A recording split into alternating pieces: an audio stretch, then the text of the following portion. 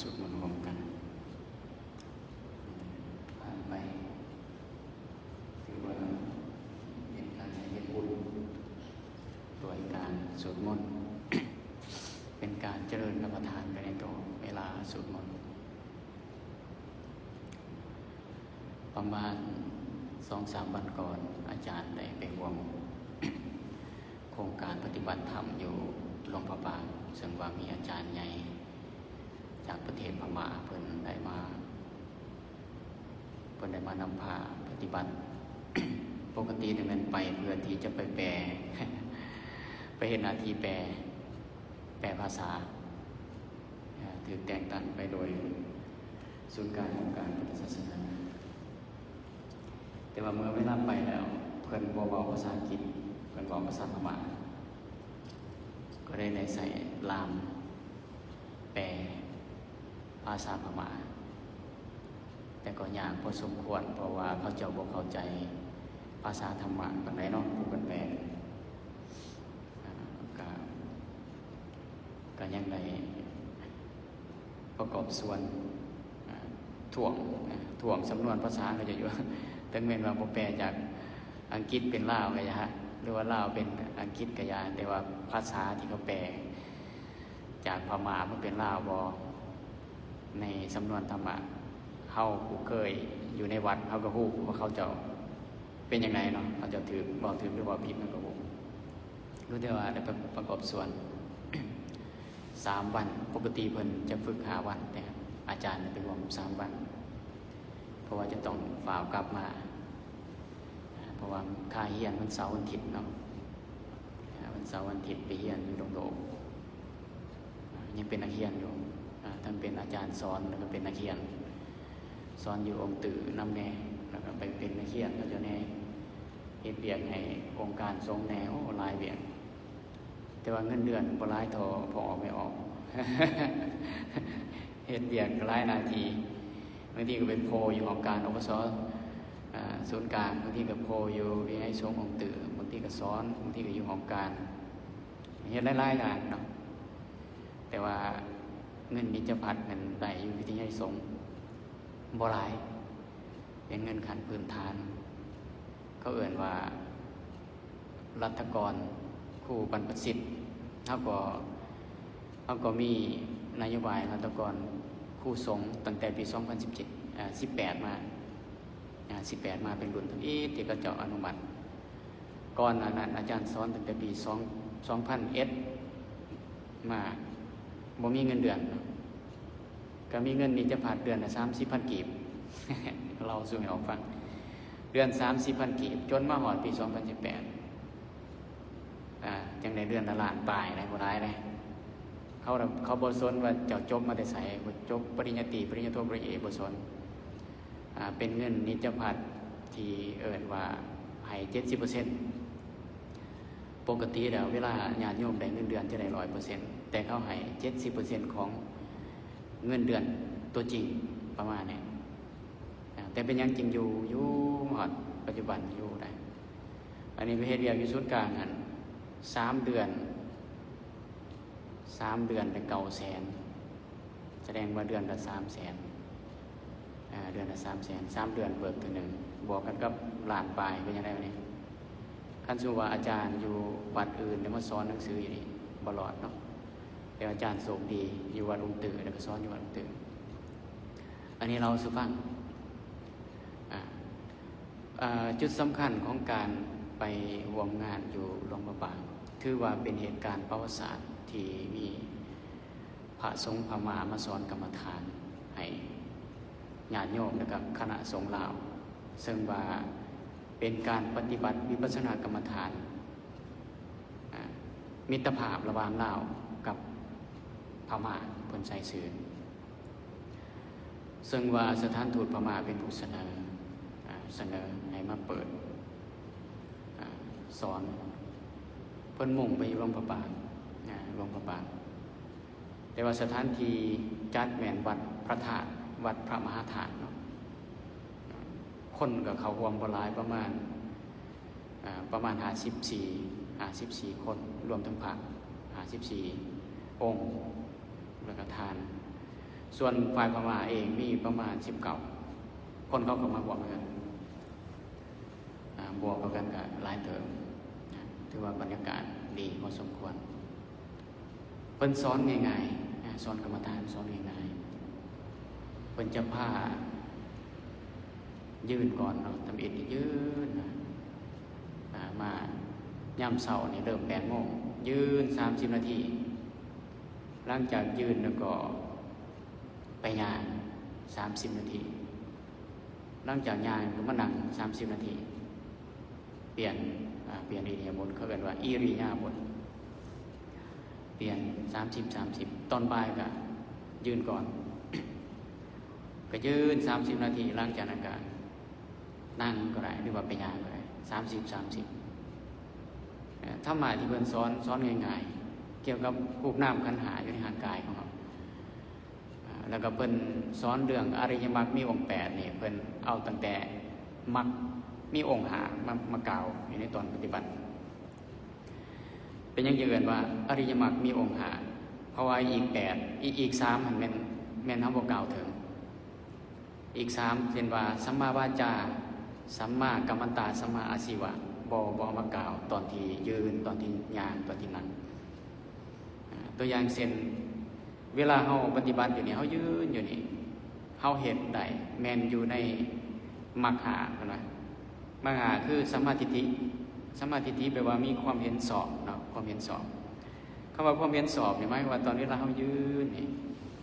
ถ้าเฮาพิจารณาร่างกายนี่เป็นเพียงแต่รูปนามแปลว่ามีความเห็นถูกต้องอยู่ว่าเฮาเห็นร่างกายเป็นเพียงรูปนามยืนเพราะว่าขันธ์ทั้ง5นี่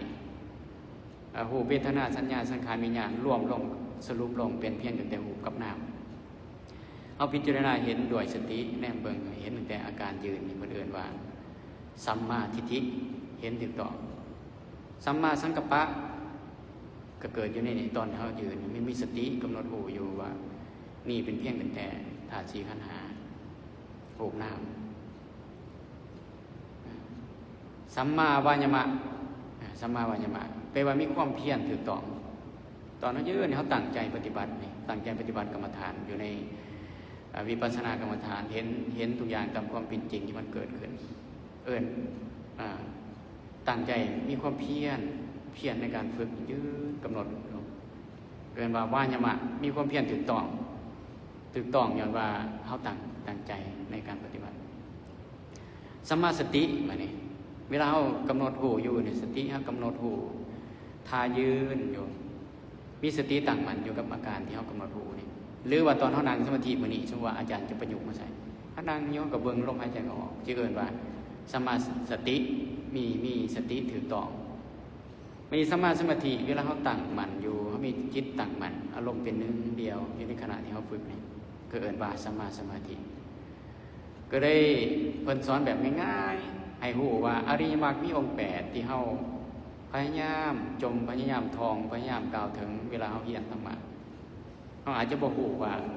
ไปใส่ตอนไหนอริยมรรคมีองค์8ใส่สัมมาทิฏฐิมันเห็นหยังหรือว่าสัมมาสังกัปปะมีความดำริ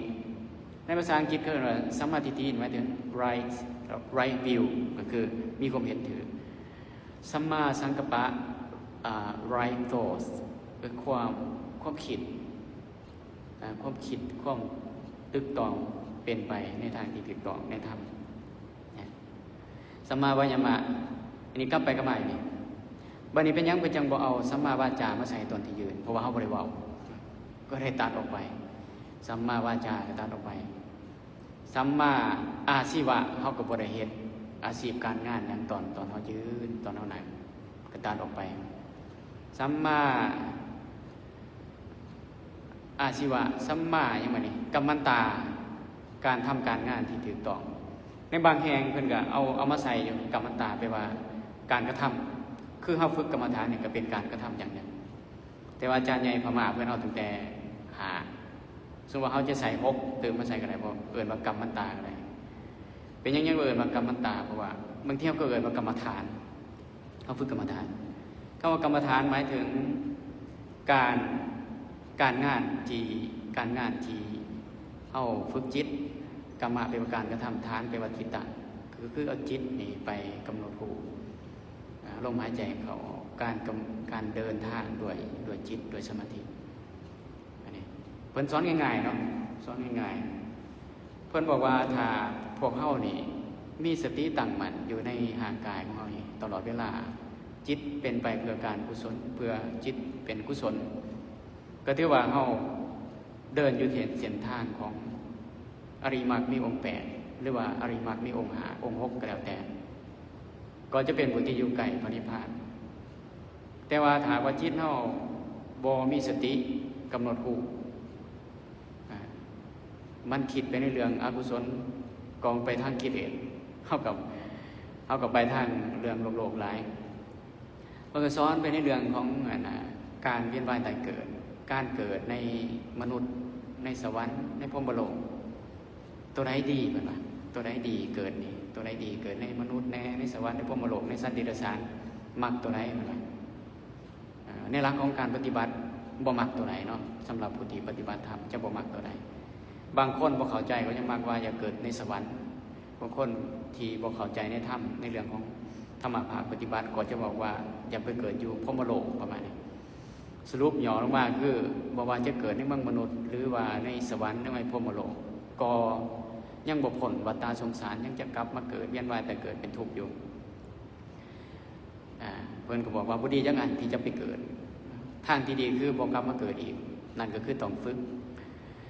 ปฏิบัติธรรมวิปัสสนากรรมฐานกำหนดจิตลมหายใจเข้าออกมีสติกำหนดรู้อยู่นี่เดินอริยมรรคในสิ่งที่เรากำลังว่าถึงนี่ครับเดินเส้นทางบนเส้นทางอริยมรรคในภาษาโบราณลาวเฮามักบอกว่าทางหลายเส้นตามใจผู้สิไตหรือว่าคนบนบาทกินน้ำสางเดียวเที่ยวทางเดียวบ่เหยียบห้อยกันคำว่าเที่ยวทางเดียวหมายถึงทางที่เป็นอริยมรรคนี่เดินอริยมรรคมีองค์8องค์5องค์6นี่เขาเดินเส้นทางเดียวเขาบ่เหยียบห้อยกันเพราะว่าเขาเดินด้วยจิตของเขาบ่ได้ไปต่ำกันก็คือจราจรเนาะจราจรยังว่ามีรถติดขัดกันแต่ว่าเขาเวลาเขาเดินในจิตของเขาเนี่ยบ่มีภัยจะต่ำกันครับอันนี้สำนวนภาษาฉะนั้นเมื่อเขา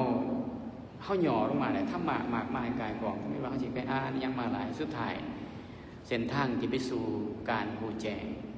การรับทุกข์ก็มีตั้งแต่อริยมรรคมีองค์8แล้วก็สติปัฏฐานคือมีสติตั้งมั่นอยู่ในจิตของเขาสติตั้งมั่นอยู่ในตอนที่เขาฝึกนี่เป็นเส้นทางที่จะไปสู่การรับทุกข์แทนความผู้มากมายกายกองนั้นก็ดีอยู่เพื่อที่จะมาอธิบายสู่กันฟังเพื่อให้ผู้ความอัศจรรย์ของหลักธรรมของพุทธองค์ว่ามีพิสดารมากมายแต่ว่าธรรมะที่จะรับทุกข์แท้ๆบ่ได้อยู่ไกลอยู่ที่ลมหายใจเขาออกอันนี้อาตมาก็มาเล่าสู่พวกเราได้รับฟังว่าสิ่งที่เฮาไหว้พระสวดมนต์ทุกมื้อได้ก็นั่งสมาธิทุกมื้อมีอานิสงส์หลายมีบุญหลายถ้าเฮา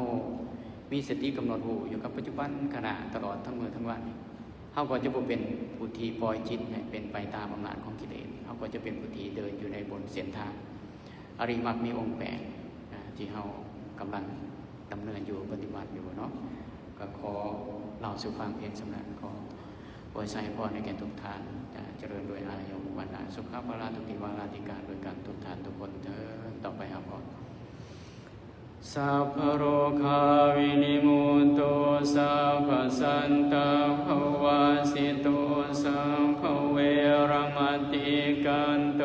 นิพุตโตจาตุวังภวัน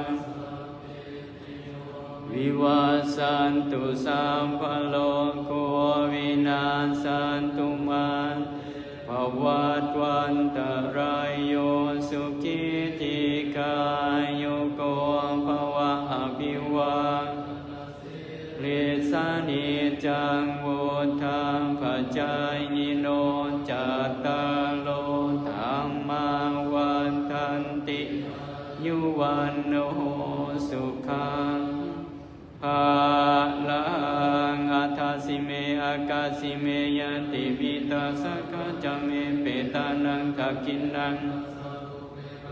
มนุสสรังนาหิรุญญังวาสุโกวายาวันนาปริเทวานานาตังเปตานามัตตายาทันติยะ